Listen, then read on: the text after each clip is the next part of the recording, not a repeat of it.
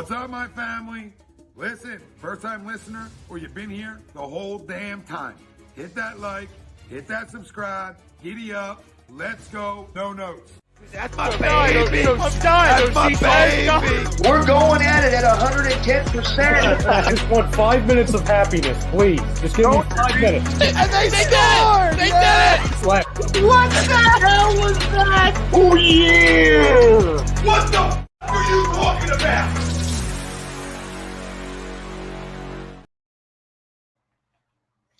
Aloha, and welcome to another exciting adventure of the Eagles Report podcast here on A2D Radio. Well, the Eagles managed to survive a sloppy performance Sunday and eke out a 5-point victory on Tom Brady Appreciation Day at Gillette Stadium.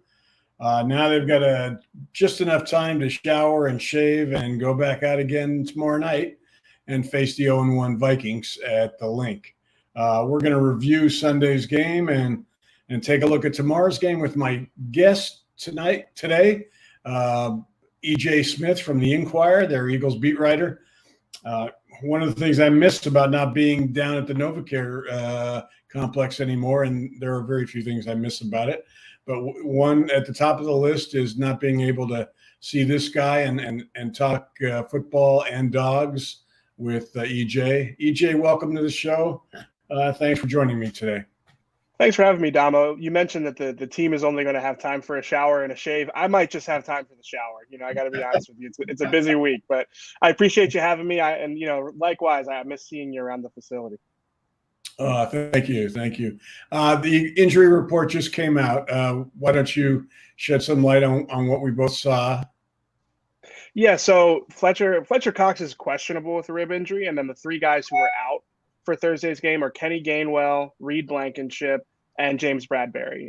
Bradberry we expected, but Blankenship, honestly, Blankenship might be the one that surprises me the most, and I think that's the one that might be the biggest concern going into the game. I mean, the Eagles went into the season thin at linebacker and safety, and injuries to Reed Blankenship and Nakobi Dean are like the worst case scenario for both of those spots. I mean, those were the two guys who got most of the like they rotated a lot of guys in at those positions, but Nakobi was kind of the mainstay when he was healthy. And Reed Blankenship, took every snap at safety, at one of the safety spots throughout training camp. He was kind of the steadying force of that group, believe it or not. I know he's an undrafted guy, but it's definitely going to be a big loss for both of those guys. Nakobi's obviously on IR. And then, with Reed being out, I mean, Justin Evans didn't look great against the Patriots. They seem to be, picking him out at safety there, kind of trying to get him in situations where, they can maybe occupy his eyes to one side of the field and take advantage of that. Without Reed, I mean, you're looking at Terrell Edmonds, you're looking at Sidney Brown, who's a second-round pick. He's a talented player. He's got a lot of athleticism, but at the same time, he's raw, and he's the type of player who plays with his hair on fire, and that can get you in trouble, especially in this scheme. So the answers aren't great at safety or at linebacker, but with Reed being out, that's going to be a big question mark for the back end of the defense. You got to guess right now which way they'll lean as far as replacing Blankenship? Yeah, I could see it going a couple different ways, but if I had to guess, I'd guess Terrell Edmonds is the guy that gets more snaps at safety. The tricky thing with that is, like, I think at some point you're going to have to just, you're going to have to see what you have in Sidney Brown. I thought he looked okay during training camp. He had some nice plays, but again, you can kind of see what they're worried about with him. He can be a little mistake prone because of the speed that he plays with. But at some point, especially when you're looking at, injuries and you're trying to just right the ship a little bit with that defensive side and make sure that everybody's, in the, moving in the right direction. I think at some point you got to put Sidney Brown out there. He's got enough talent to make it in the league, and you kind of have to maybe just live with the mistakes at some point because he's learning on the job a little bit there. Yeah, I mean, he made that one play Sunday on special teams, went down and just drilled Marcus Jones. I mean, those are the kind of plays that get crowds excited. It's when he misses or is in the wrong place at the wrong time, and they end up with a 50-yard touchdown if he's out there on defense that you kind of sweat things with. But I hope he gets a chance to soon. Yeah, but you know what, Damo, like, you've been around the game a long time, and I think you'd agree, like, this is that's where it's up to coaches to figure it out. Right. Especially if you're devoid in talent at a spot. I mean, Sidney Brown, he's a great athlete. He's a type of player that coaches should love. He plays a million miles an hour and doesn't worry about making those mistakes. Now, again, if he's got some things that he needs to clean up, but again, that's kind of the coaches to figure out how to deploy him. So yeah, I really do think Edmonds is going to play a lot. Especially because, with the way the Eagles defense worked throughout training camp, we saw Edmonds in, a pseudo linebacker, kind of like a dime linebacker role a lot throughout training camp too. So I think he can play a couple of different roles, and I think they're going to need him to, as they're so thin at both of those positions. Yeah. Now Gainwell being out, that obviously means DeAndre Swift may get more than 2 touches this week. Yeah, that was weird. It's like they have like the depth chart with all 4 of those guys in the running back 1 slot, and then Rashad Penny's inactive. It's like you couldn't have put him as running back 4 if he's going to be inactive week 1. I mean, I don't know. But yeah, I think a little bit of it with Swift was that he kind of got iced out. He had the drop on 3rd down and had one run for 3 yards. I think maybe they were just thinking they were riding the hot hand, but I don't really see Kenny Gainwell as a featured guy. Like, I expected him to lead the team in carries going into training camp. I thought that he's there. I think that he does better between the tackles than people realize. His stature would suggest that he's more of like a Nyheim Hines type of gadget guy. I think that's what we expected when he came out of college, but he can run the ball between the tackles pretty well. So I think he's going to be a big part of the offense. But yeah, I mean, obviously I was surprised to see Swift get so few touches against New England. Now, good news on the injury front. On the other side, it looks like the Vikings are going to be without their starting center, Garrett Bradberry, which, Jalen Carter and Jordan Davis had to be real happy to hear that. Yeah, because, when I'm watching the tape back of the Patriots game, I'm thinking these guys look awesome. But at the same time, like, these are some, like, day 3 picks at guard. These are not the Patriots starters. These are guys they're supposed to beat up on. But, again, you give them credit. They're still NFL players. And, Jalen Carter has looked great all summer. I'm not trying to poo-poo on it. But this is going to be another situation like that where he's going to be playing, some backup guys there at center, and Christian Darrisaw is questionable with an ankle injury too, the Vikings starting left tackle. So, I have concerns about the Eagles defense because of what we've been talking about at safety and at linebacker. But if they're going to win this game, I mean, this has been the formula with the Eagles for so long. If they're going to win this game, it's because their defensive line can get pressure. Kirk Cousins is the type of quarterback that if you can get to him, he can start to get rattled. He can start to give you the ball. That's always been the book on Cousins, is that he doesn't handle pressure super well, doesn't handle the big games very well. So, I think that Jalen Carter and Jordan Davis are going to have a big role if the Eagles are going to be able to, get off the field in some key situations. I like their chances against Austin Schlottman. It just sounds like a backup offensive lineman, doesn't it? Yeah. If you're going to be a backup offensive lineman, your name should be Schlottman. Exactly. Yeah, that's perfect. Yeah. Getting back to what you were talking about earlier, EJ, and the problems at safety and linebacker. I mean, Belichick attacked that area. O'Brien attacked that area on Sunday. They got the ball out quickly with Mac Jones. And, Sean Desai kind of talked a little bit about that, the depth, the drop, their drops and stuff. But without Blankenship, without Nakobi Dean, it's even more challenging this week, particularly when you throw in the fact that they'll probably be without their best corner, James Bradberry. Yeah, I mean, of all the things in week 1, like the offensive struggles and, just the gamut of things, the offensive line really didn't look good. A lot of that I chalked up to, it's week 1. Then the Eagles don't really play in the preseason, and they don't, have a very grueling practice schedule. So some of that stuff you chalk up. But of all those things, like the one major concern that I had from the season opener against the Patriots was the middle of the field defense. It's a completely rebuilt group at all 3 levels. Yeah. Obviously the defensive tackles look good against the Patriots, but at linebacker and at safety, it was a concern going into the season, and the early returns are not good there. And especially not to get too ahead of ourselves here, but this is a team that's going to have to at some point play the 49ers, whether it's only week 13 or, what I assume is that they're going to see them in the playoffs at some point.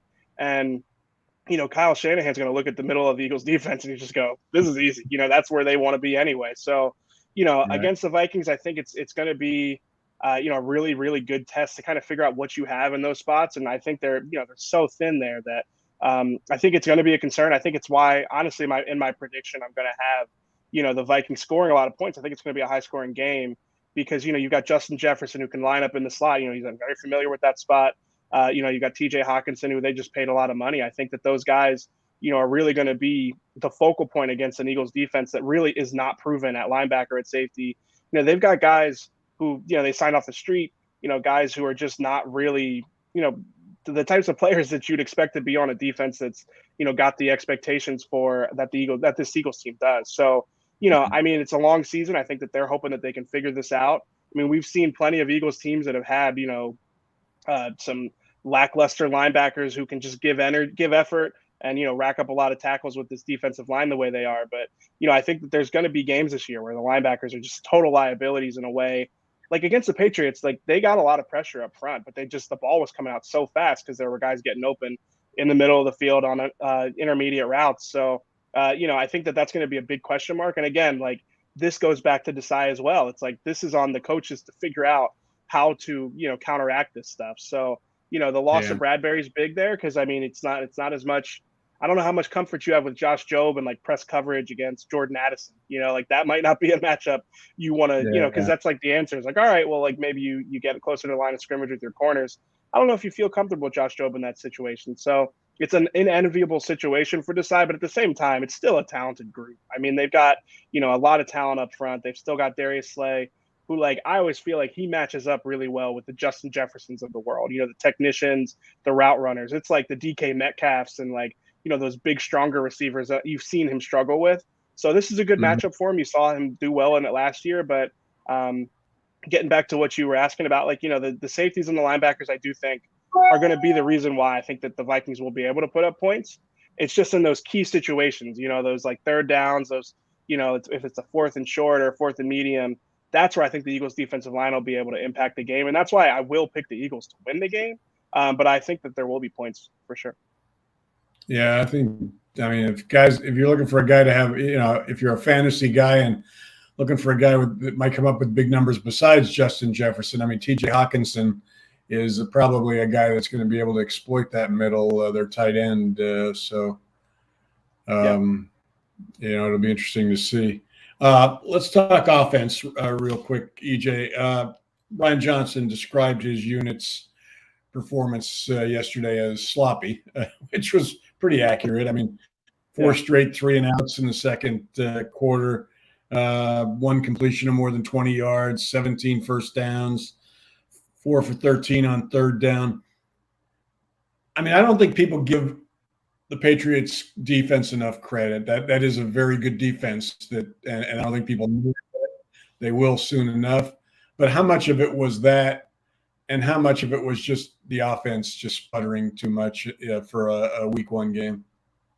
Yeah, I definitely think the Patriots defense, like you mentioned, it's like a sound group. It's well coached. And I think that they had a great game plan for the Eagles.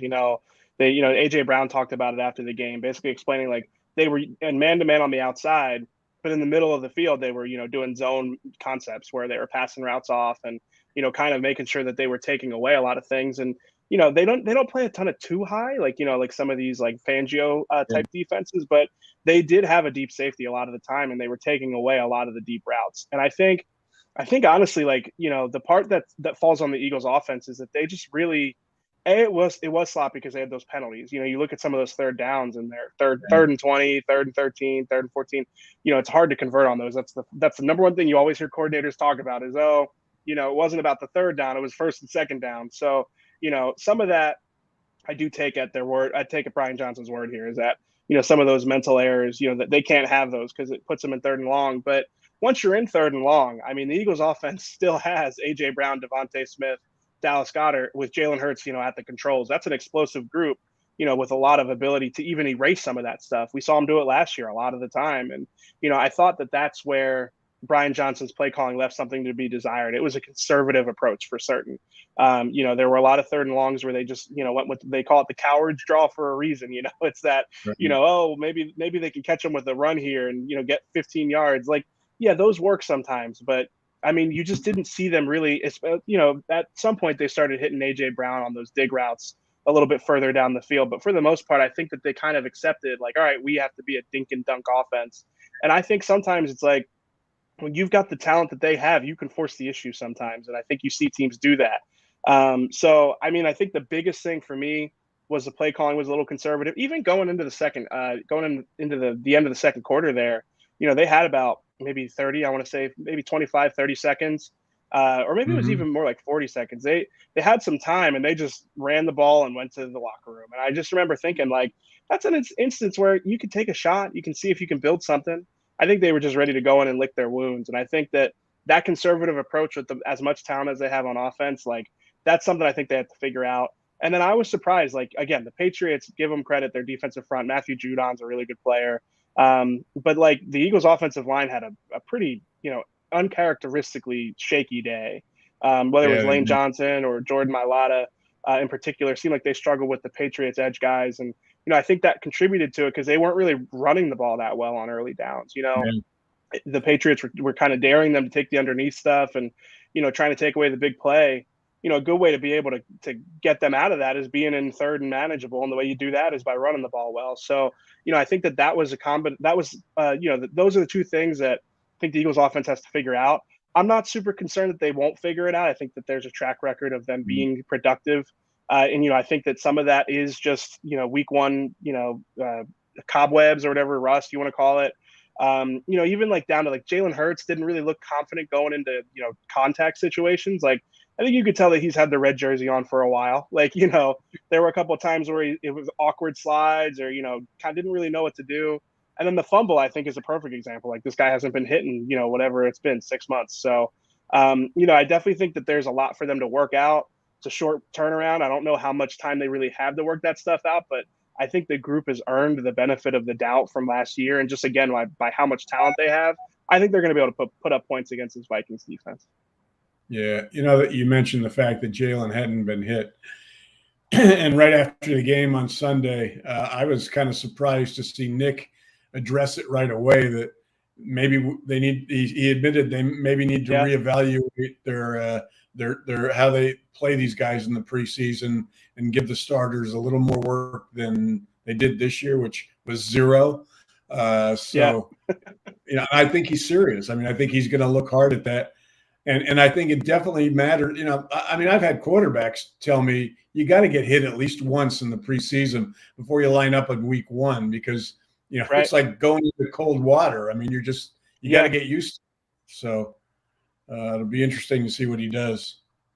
Yeah, I mean, I think Patrick Mahomes even said it this year. He's like the varying degrees of getting hit. Like in the preseason, when a guy hits you, they're not going to hit you quite as hard as they will in week 1 when the bullets are really live. So, I do think that there's some value. Like, I think that a lot of people look at, like, remember Jalen Hurts got hit right at the sideline against the Jets last year in a preseason opener. I think everybody looked at that and it's like, this is why you don't play your quarterback in preseason. It's like, no, this is why you play your quarterback in preseason. So he can get hit once or twice, like, pop right back up, not make a big deal out of it.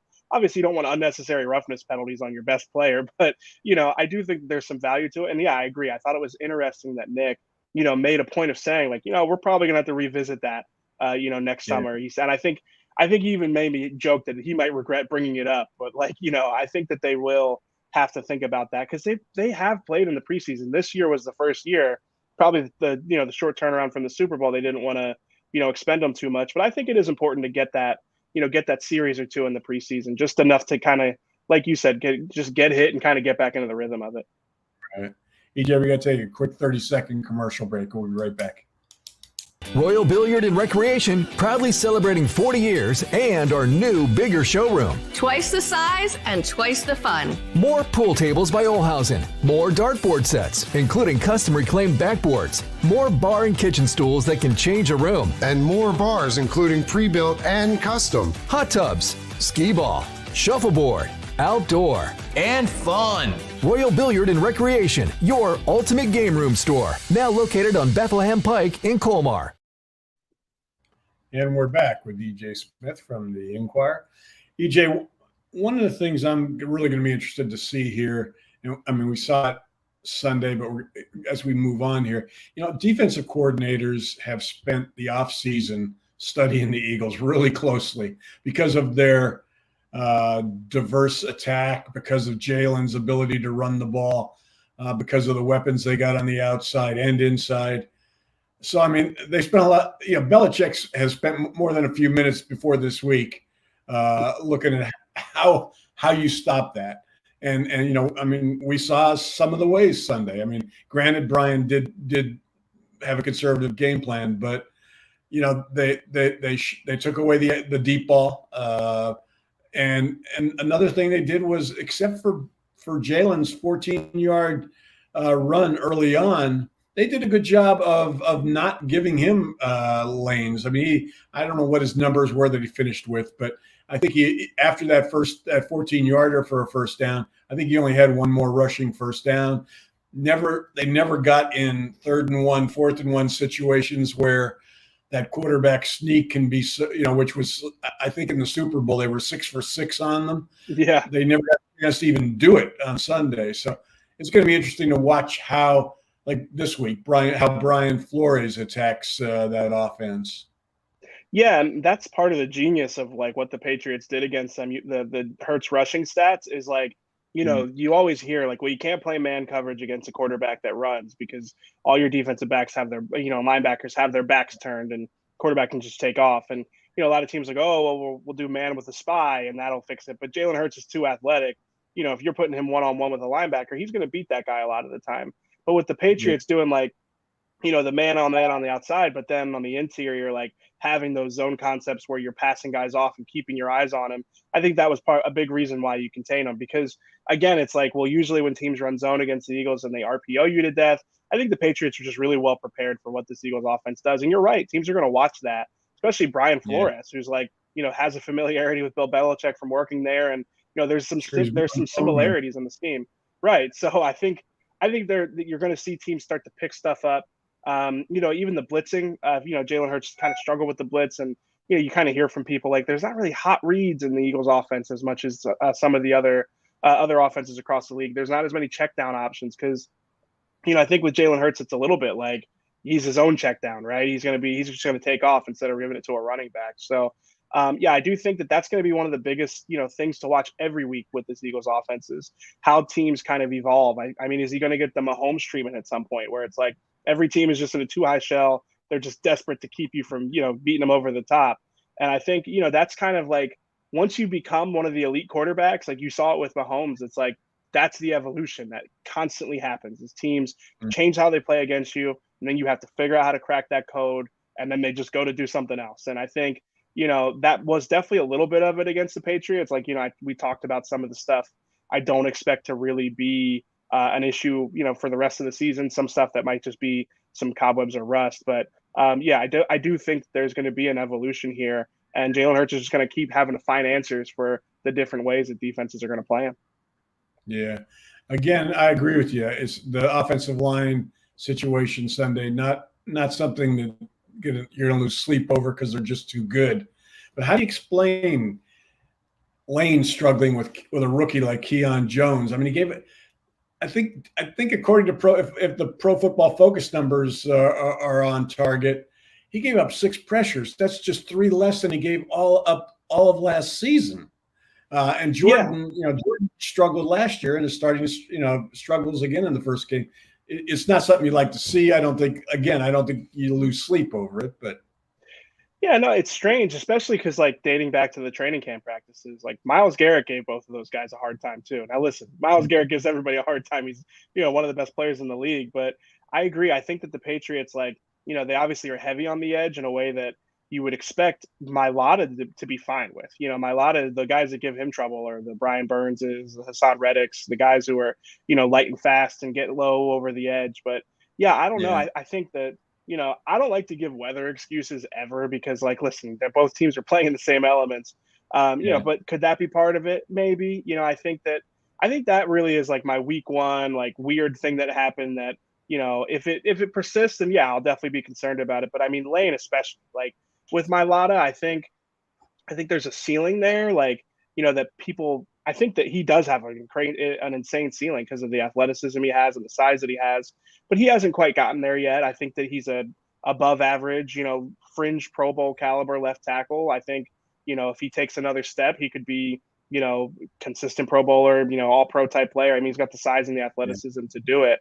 But with Lane, especially, like, maybe it was just, the light training camp and just kind of, live action for the first time, but definitely was strange. That was one of the biggest surprises when I was watching the tape back. It's like, man, I knew the Eagles offensive line struggled a little bit against the Patriots, but just like how uncharacteristic the performance was for them was definitely one thing that stood out. Yeah. Curious your thoughts on Jalen's performance. He had, the touchdown pass was a beautiful throw. I mean, he put it the only place you can put it. Fourth quarter, I thought he did a terrific job teaming with E.J Brown on that one drive that got them down for Elliott's 51-yard field goal. Aside from that, it's kind of like, he missed a wide open Dallas Goedert a couple times because he seemed to be kind of focused on Brown or Smith. But again, it's not something you're going to, unless it happens 5 weeks in a row, it's not something you're going to worry about.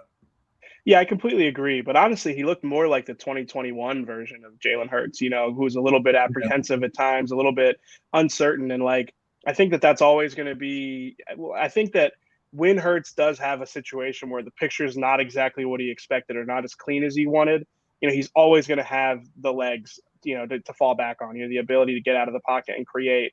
But I think, against good defenses with, a game plan for keeping him in check like that, it does kind of start to snowball where a linebacker can kind of keep him from, really getting out in space. So again, I agree with you. Like, this is a type of thing where I think it's a lot of week one stuff, but it was definitely a little strange. I wrote in my day after column, it's just a reminder that he hasn't seen it all yet, he hasn't seen every defense. And, when you're going against a really good coach like Bill Belichick, he might have he might present his defense in a way that you didn't expect. And I think that that's part of the next step for him is going to be, being able to get to a point where, okay, this isn't what I expected, but I still can get through my reads and, not get into panic situations. Cause I feel like he left the pocket a little early a few times. Again, I mentioned earlier, just didn't seem comfortable, with contact, and I don't know if that's maybe, hey, I just signed a $255 million contract and now, I'm not supposed to take hits like I used to, or if it's just week one, I'm used to having the red jersey. But, a couple of times early in the game, I felt like he was weird, a little apprehensive to slide, or the slide didn't look very comfortable. And, then obviously the fumble, it was just and that was just on him, he didn't cover the ball up. And, it was a well-placed hit. It's a, good play by the other team, but at the same time, he would be the first to tell you, you can't do that in that situation. So, definitely an uncharacteristic performance for him. I expect him to play better against the Vikings. I think the Vikings defense is less talented, kind of going through that transition. Flores is a good coach. I wouldn't be surprised if they have an intricate game plan that's, kind of not what the Eagles expected. But at the same time, I just think that at some point it becomes about the talent on the field. And I think the Eagles offense has such a talent advantage. Yeah. I'll be interested to see how the Vikings deal with, the Eagles coaches kind of dismissed the one target to Goddard. And and again, it's another problem you don't worry about at this point. They've kind of likened it to Devontae Smith not catching a pass in the first game last year. But the fact is, Belichick did some things to make it difficult to get the ball early on in routes to Goddard. And it'll be interesting to see what other coaches do going forward with respect to that. So, yeah. And I think honestly, I understand the notion, well, listen, if Belichick's trying to take Goddard away, then that's what it is. But at the same time, he's a talented player. And at some point it's he hasn't had a touch in 2 or 3 series. Let's just get him a tight end screen, let's just run an RPO where he runs out to the flat. And, it's one of these situations where it doesn't matter how hard you try to take him away. We can get him the ball. So, I think that, the Eagles like to point out, Nick Sirianni likes to point out, or Brian Johnson, Shane Steichen before, well, we got a lot of mouths to feed, but it's but at some point it's just get the ball to the guy, especially because I guarantee you, they're going to they will make a priority of getting him the ball. like in this upcoming game. They did it with Devontae last year, where it was like you didn't get the ball much against the Lions, and then first play against the Vikings, or it was week 2 against the Vikings. It's like, let's get him the ball. First play in the script is Devontae Smith touch, because they want to make sure that he gets involved. So, I feel like it's a little bit like easier than they make it sound to just like get the guy a touch every once in a while. I get you have a lot of talent, but at the same time, like all these guys, are dynamic players. If you've gone 3 and out 2 series in a row, how about you just try and work Goddard into something easy, one of the cheapies. So, I do think he'll be a bigger part on Thursday. It's funny, they only ran one screen, and it was to Devontae, and it didn't amount to much. The Patriots, I don't know if they missed a tackle. That is a very I don't know. I didn't check to see how many of their starters played in the preseason, but those guys were in midseason form as far as tackling on Sunday. Yeah, and honestly, like I don't need to. I'm not positive of this, but I'd bet money on it. I bet you that the Patriots practiced a lot harder than the Eagles did the last couple of months. Bill's an old school coach. I guarantee you that their practices were longer and more consistent than the Eagles' practices. And listen, it's a double-edged sword, because like the Eagles went into the season with a very light injury list. They didn't have any major starters hurt for that game. Obviously they came out with some injuries, but the Eagles' health is a product of the practice routines and the leniency throughout the summer to kind of get guys to week 1. But at the same time, like we've seen it the last 2 years, getting them to week 1 is one thing, but having them play well in week 1 is a different story. EJ, we got to pay the bills again. Another 30-second commercial coming up. Royal Billiard and Recreation, proudly celebrating 40 years, and our new, bigger showroom. Twice the size and twice the fun. More pool tables by Olhausen. More dartboard sets, including custom reclaimed backboards. More bar and kitchen stools that can change a room. And more bars, including pre-built and custom. Hot tubs, skee ball, shuffleboard, outdoor, and fun. Royal Billiard and Recreation, your ultimate game room store. Now located on Bethlehem Pike in Colmar. And we're back with E.J Smith from the Inquirer. EJ, we talked earlier about Darius Slay and the job he did last year on Justin Jefferson. Last year they also had a healthy Bradberry. He's probably not, as I'm assuming, he is out, right? Yep. Yeah. Mm-hmm. So Josh Jobe on the other corner now. Do you think Desai will have him traveling with Jefferson this week, and B, what kind of effect will that have? What kind of effect will not having Bradberry have on how they're able to kind of keep him in check? Yeah, I do think that they'll have Slay follow Justin Jefferson. We're still getting to know Sean Desai's scheme here, so it's harder to guess than it would have been in the past. With Gannon, even Gannon was like, kind of hit or miss with this stuff. I just think that when you look at the matchups, like it makes more sense to have Slay follow him. Slay, like I mentioned earlier, his kind of matches up well as anybody can match up against a guy as good as Justin Jefferson. Slay is well equipped and just the playing style. And, Slay's the type of guy who has followed top receivers his whole career and, welcomes that type of thing. So, I think that Desai will have him, follow him, especially on key downs.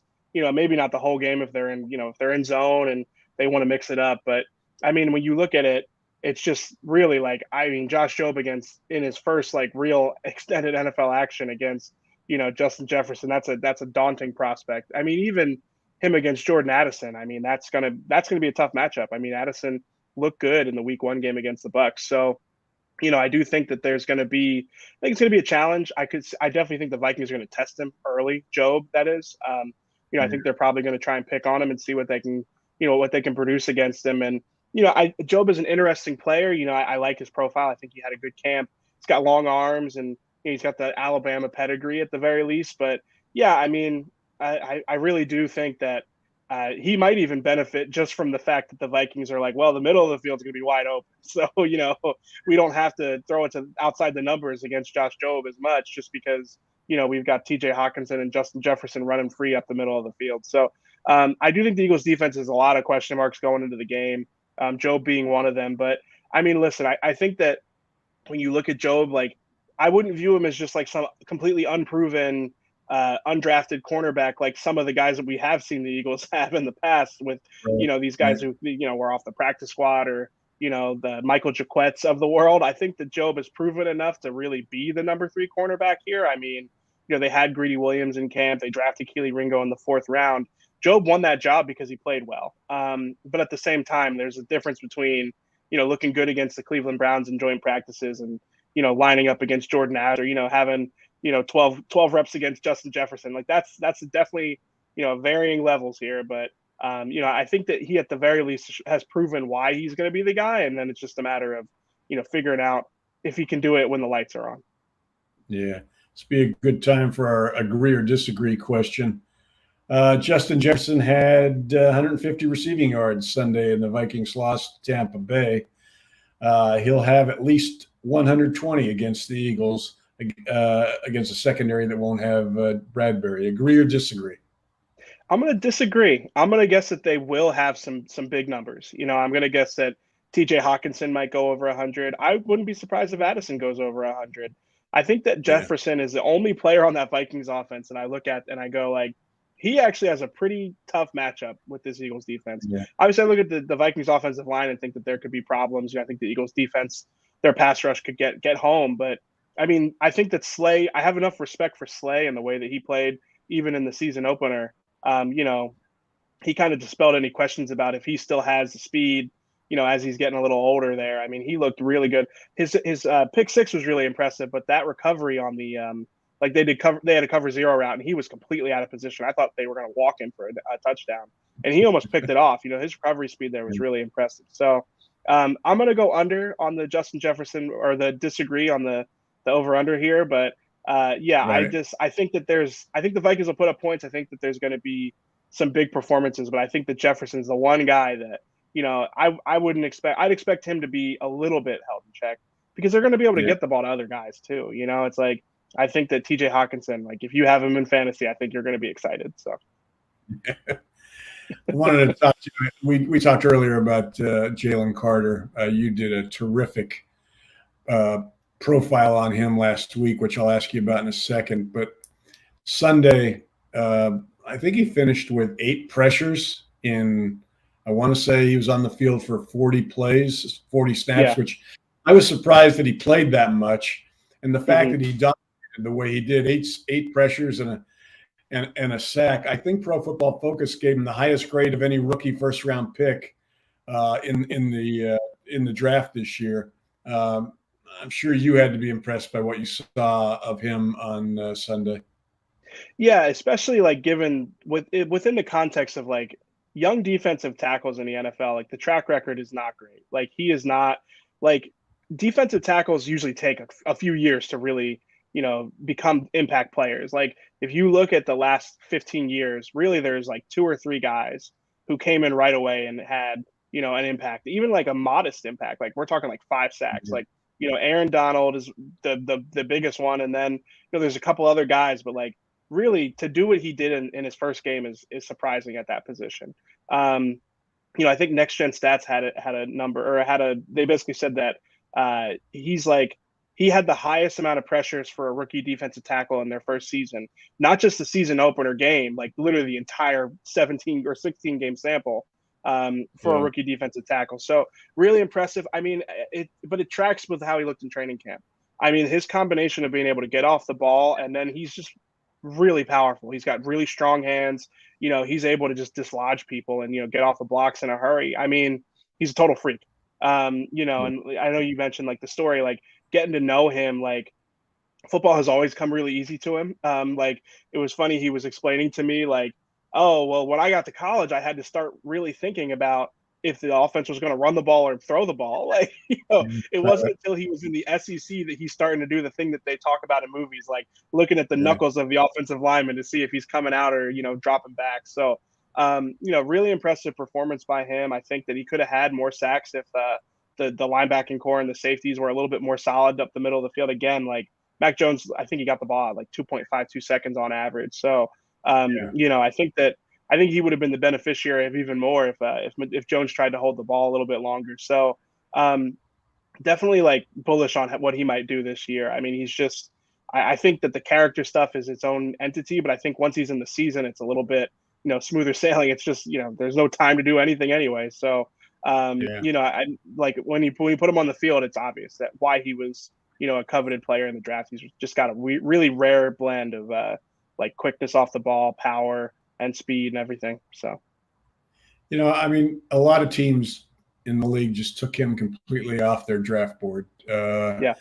It had nothing to do with ability. I mean, most teams, if you polled them, 90% would have said he was not the best non-quarterback in the draft. But the car accident, his practice habits at Georgia, the showing up out of shape at the combine, all of that stuff just scared the hell out of a lot of teams. And I give Howie a lot of credit for having the guts to trade up from 10 to 9 and take this kid. I mean, I agree with him. He's got the right team to do it with all the leaders they have, with all the kids from Georgia. You got to see him early. You've spent a lot of time with him from the time you met him after the draft to now. What were your thoughts then about him as far as his maturity and whether this was a scary pick? And what are your thoughts now? Yeah, the first thing that was interesting is like I went to his hometown, talked to people who knew him when he was in high school and when he was a kid. And like, they paint a picture of him as if like this guy was never in trouble until he got to Georgia. Reading between the lines of what they're saying, this is because I think you hear there's so much conversation about his character that you start to talk about like, you go down there and it's almost like you expect to hear like, well, he didn't practice hard and, in and out of the principal's office, had run-ins with, local police, none of that stuff. It's like he was a quiet kid, kept a tight circle. They said we actually had to dial him back in practice because he would just ruin practice. He just wrecked the whole practice because of his ability. And I think that the bet the Eagles made was that, the immaturity that he showed throughout college, some of the mistakes that he made and, some of the reports about practice habits and everything else. I think that the bet they made was that was a product of the environment that he was in college, and I think that, you can talk about the NIL deals, you can talk about just the dynamic in college football. And listen, I'm not trying to excuse anything that Jalen Carter did. I don't think, I think that the story portrays him in a fair light in terms of the mistakes he made that night, and the responsibilities of others. I appreciate it. Yeah. Thank you, Domo. But, I think again, the Eagles were making the bet that, how he said it, that, nobody's a finished product at 21. I think that the dynamic change from going from a college program where you're the most talented guy, they need to kind of placate you to keep you in school. They give you a supercar at the local dealership. I think, a lot of that stuff, the switch from that to an Eagles locker room where your locker's next to Fletcher Cox, and you've got Dom DeSandro, kind of telling you what's right and what's wrong. I think that they're banking on that. Like you said, I think that they had the infrastructure that they had, that they gave them the confidence that not only do they have like, veteran presences like, Fletcher Cox and, Brandon Graham, kind of like the yin and yang there, like a happy guy who can kind of love you up. And then Fletch will let you know when you need to get in line. And then on the flip side, to have like those guys from Georgia that, kind of already know him. Cause that was one thing I learned in the story is like, he's slow to trust. He doesn't let a lot of people in, he can be a little quiet. And I think that, especially with Jordan Davis and Nolan Smith, like guys who, really developed a relationship with him in college, and we're in the same room with him for a lot of the time, those guys being there it's kind of like they have him covered on all angles there. So at some point, like it's just going to come down to him and his ability to, make the right decisions and stay out of trouble. But I do get why the Eagles made the choice, and it does. And I don't think, again, like I don't think that the Eagles I don't think it was a no-brainer. I think that they struggled with this decision. They had to, do an extensive investigation into the circumstances around the crash and everything else.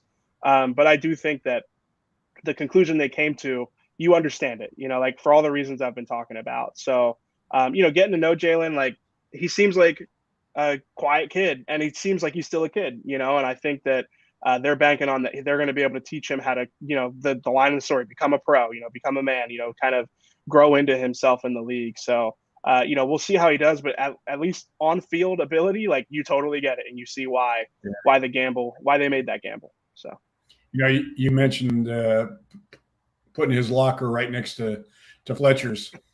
Yeah, now, I had mixed feelings about them bringing Fletcher back because it was like, don't do what the Phillies did in 2010 or 11. Yeah, time to say goodbye, and yet not only is he becoming a great mentor and guy for Carter, but he goes out there and he plays 50 snaps on Sunday, and in the fourth quarter makes 2 huge plays. I mean, he stuffed Zeke on a 3rd and 3, and then on the very next play, he puts pressure on Mac Jones and forces an incompletion when they had the ball on the 17-yard line. So I clearly was wrong on that.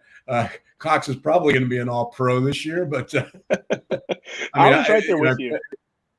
Yeah, I was right there with you. When they signed him, I'm thinking, what are they doing? Learn when to pull the plug. It's like this guy has been regressing the last few years, and they've got Jordan Davis, and I was almost like have an original idea, come up with like somebody new that might fit the scheme better. And I think the Eagles would have told you like, well, listen, the prices that defensive tackles were commanding on the free agency market, some of the guys that were available, Fletcher just made the most sense. It wasn't so much like, oh, well, there's a history. It was just, if you look at it, he's the one that made the most sense for the price they got him. But again, I agree with you. It's like, don't be poetic about your own guys. But I mean, week 1 results so far, like we were both wrong about that. I think you can't understate, like, I'm not positive. I mean, like if Fletcher weren't in the building, would they have had the confidence to draft Jordan Davis or Jalen Carter, excuse me? Like, I don't think you can understate it. I'm not saying that they wouldn't have drafted him if Fletcher was, a New York Jet right now, but I do think that it definitely contributed to that decision. So, yeah, no, I agree. EJ, it's been fun talking football with you again. I hope if I ask you back, you'll be able to find the time. Of course. Hey, tell everybody down there I said hello, and you take care and have a good season.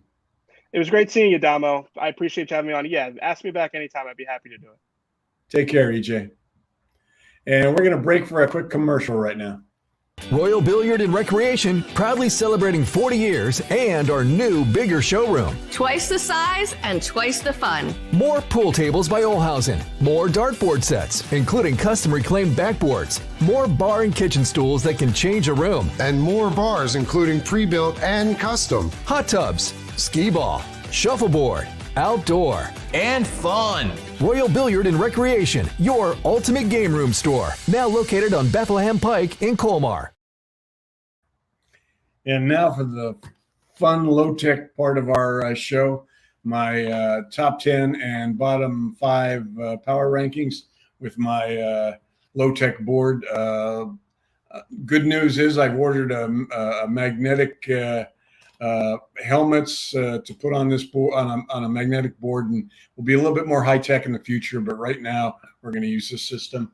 Let me see if we can focus in a little bit. I think we got it here. Why don't we start with the bottom 5? Number 28 this week, we got Denver, which was previously not in the bottom 5.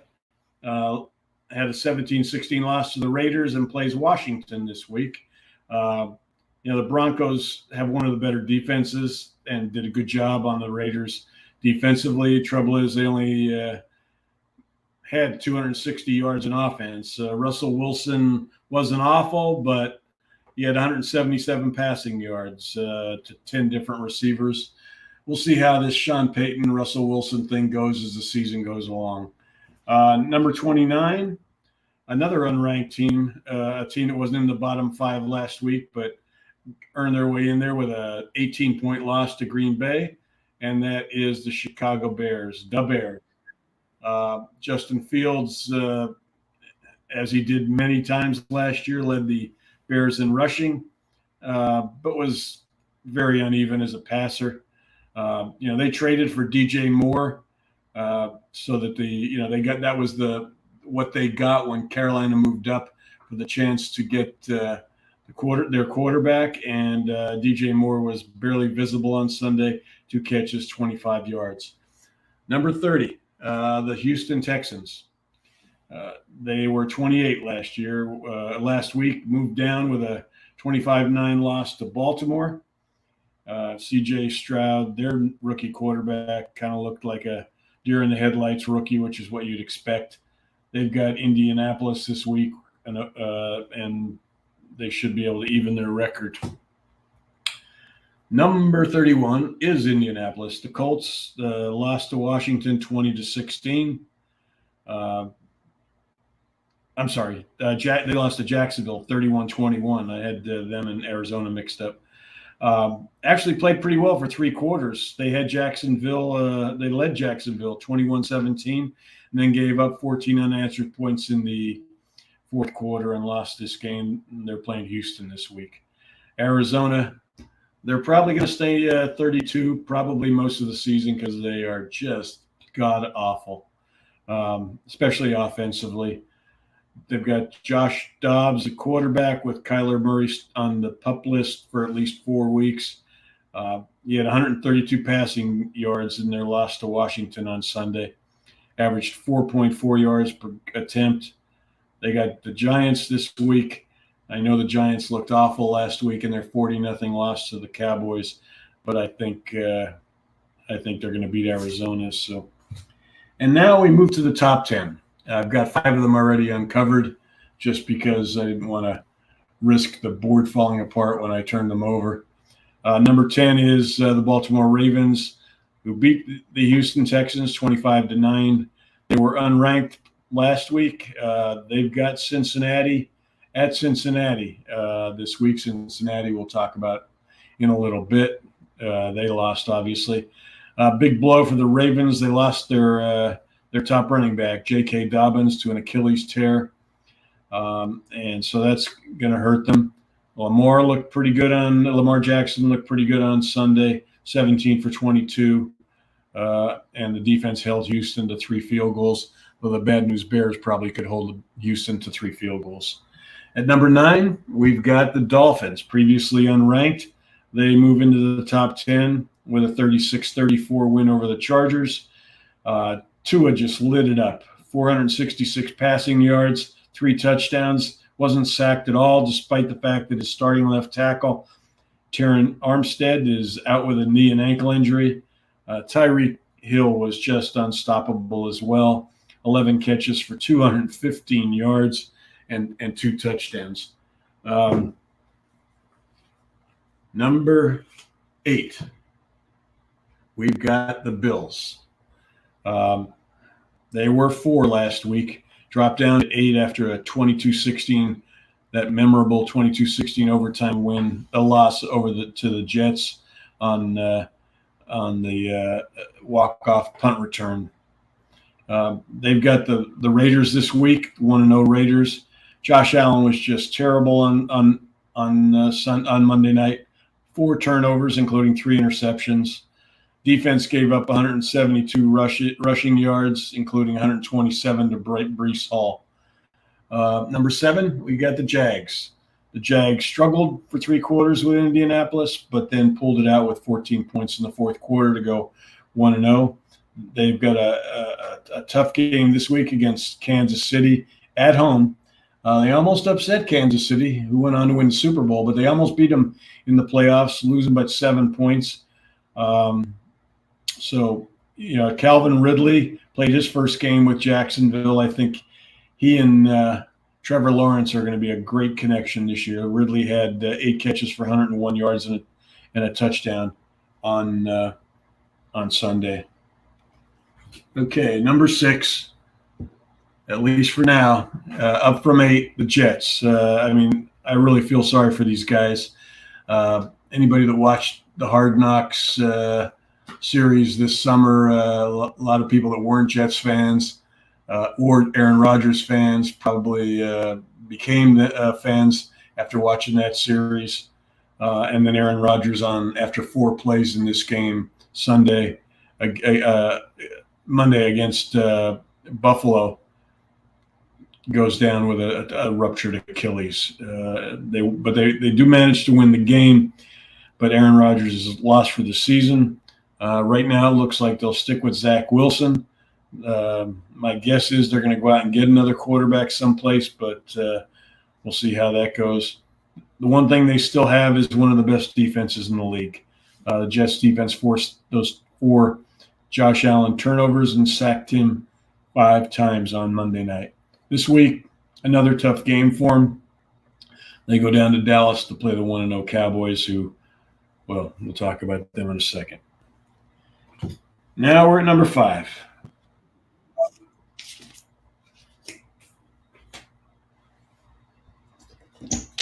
Number 5 this week is the Detroit Lions. Up from number 9.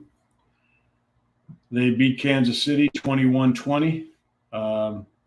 Granted, Kansas City did not have Chris Jones, their best pass rusher. They didn't have their best receiver, Travis Kelce. But they held Kansas City to 6 points in the second half and allowed 17 first downs. So they did what they had to do.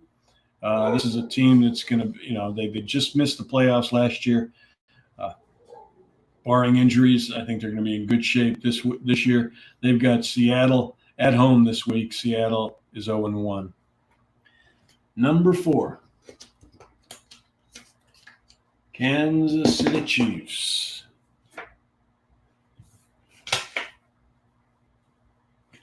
The Chiefs, as I said earlier, lost to the Lions.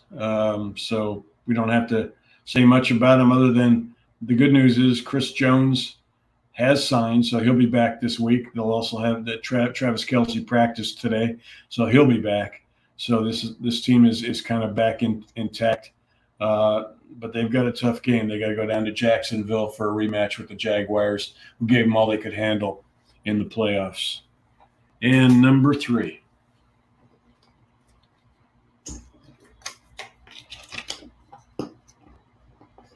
It is, yes, the Dallas Cowboys. 40-0 winners over the Giants. They just absolutely destroyed the Giants and Daniel Jones. Defense sacked Jones 7 times in that game, forced 3 turnovers. Dak Prescott, who led the league in interceptions last year, had 0 interceptions on Sunday. Tony Pollard had a good game. And they've got the Jets this week without Aaron Rodgers. So good chance they'll be 2-0 at the end of this week. At number 2, drum roll, please.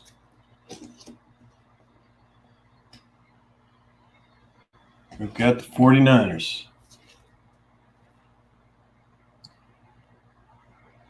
49ers just absolutely destroyed Pittsburgh 30-7. They sacked Kenny Pickett 5 times, intercepted him twice. Brock Purdy's back from his elbow surgery, had a solid game. Brandon Ayuk, 129 receiving yards on 8 catches. I mean, the 49ers, I was very tempted to put them at number 1, but, the Eagles, even with a sloppy game against New England, they still managed to win. And so I had a lot of trouble. I kept them right where they are. We'll get a good test of the Eagles on tomorrow night when they host the Vikings at the Link. Expect Jalen Hurts to play a lot better tomorrow night than he did on Sunday. So that's it. And we're back. I want to thank my guest today, E.J Smith from the Inquirer, my good friend, and one of the best football writers in the country. It's always fun talking to him. That's, like I said, it's one of the things I miss about not being down at the NovaCare anymore is spending time with him. We'll be back next week. We'll have the Vikings game to talk about, as well as a look ahead. See how the problem with Thursday night games is you always worry about injuries because of the fact that you're playing on a short week. So keep your fingers crossed if you're an Eagles fan that that nobody else gets hurt this week, aside from the people that are already banged up. So I want to thank EJ. I want to thank my producer, Ralph, who did another terrific job today. And we'll see you next week on the Birds Report podcast right here on A2.